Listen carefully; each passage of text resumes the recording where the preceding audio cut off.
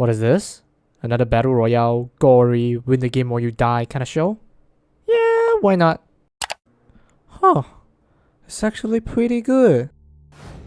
Hello everyone, welcome to the channel. I'm sure by now many of you guys have watched the new Netflix series Squid Game. You pretty much have to be living under a rock to not know it. Now, after watching the entire show for the first time and knowing the ending of the show, which by the way is quite shocking, I actually rewatched it again and noticed some cool new details that I'd like to share with you guys. So in case it isn't obvious, the rest of the video will contain heavy spoilers. If you haven't watched the show, please proceed with caution. So the ending of the show revealed that the old man, who our protagonists have spent many episodes with, are actually the organizer of the Squid Game. With this in mind, I went back on every episode and found these cool new details. During the first viewing of the show, it is weird to me that the old man actually voted against continuing the game since he had no reason to go back and was actually enjoying the game. But after knowing that he is the organizer, I may have figured it out. During the voting, the masked individual told the participants that the voting starts from the reverse order, which seemed to be an odd choice given there's no reason for it to be, except the fact that the old man is the organizer and the number one player makes it different because he will be the last one to have a say in deciding whether the game will be continued or not.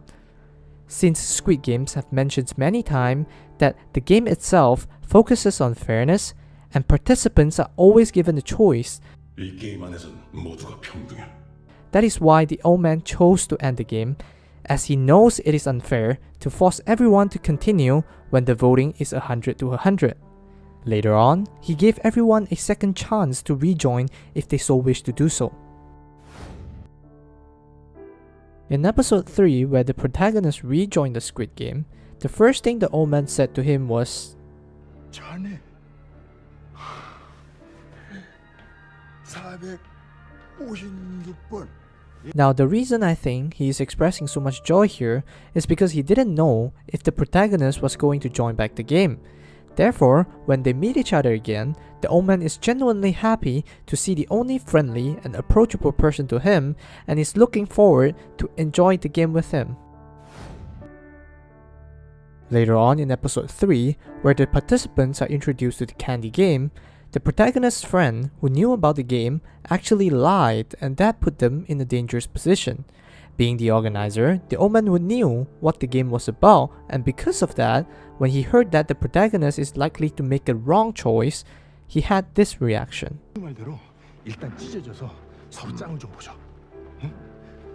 Notice how he's actually worried about the protagonist. That is why he said,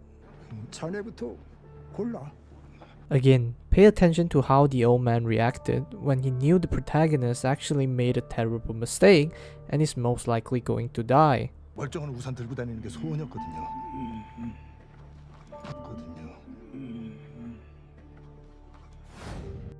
In episode 4, where the protagonist and his team had to defend themselves during the night, the old man was missing until this very moment.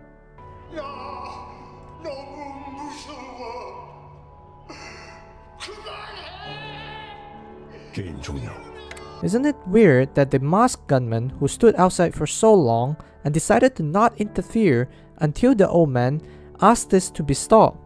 I think this is the first obvious hint that the show was trying to tell the audience that the old man is somehow involved in organizing the game.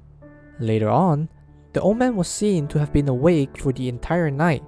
I think the reason is so that if any attack were to happen again, he can simply yell for help, and since the masked leader is keeping an eye on him, he will probably stop any attack and keep the old man safe. In episode 6, notice how once the participants' bag is empty after losing all of their marbles, they're immediately executed. However, when the old man thinks that he had no marbles left, the masked gunman didn't immediately shoot the old man as he knew he's ordered to not do that. Towards the end of the episode, the old man purposely lost the game and was about to be executed. Pay pay attention to where the protagonist walked out from and where the gunshot was heard. This is where the old man was supposedly shot, but when we zoom in, we'll see that there's not a single blood splash on the ground or near the wall or even on the door. Therefore, I think this is a small hint that the old man was not killed at all. And that will be all of the details I found when watching Squid Game for the second time. Did I miss anything at all? Let me know in the comment section below. Remember to like it if you liked it, and subscribe, and thank you for watching. See you guys next time.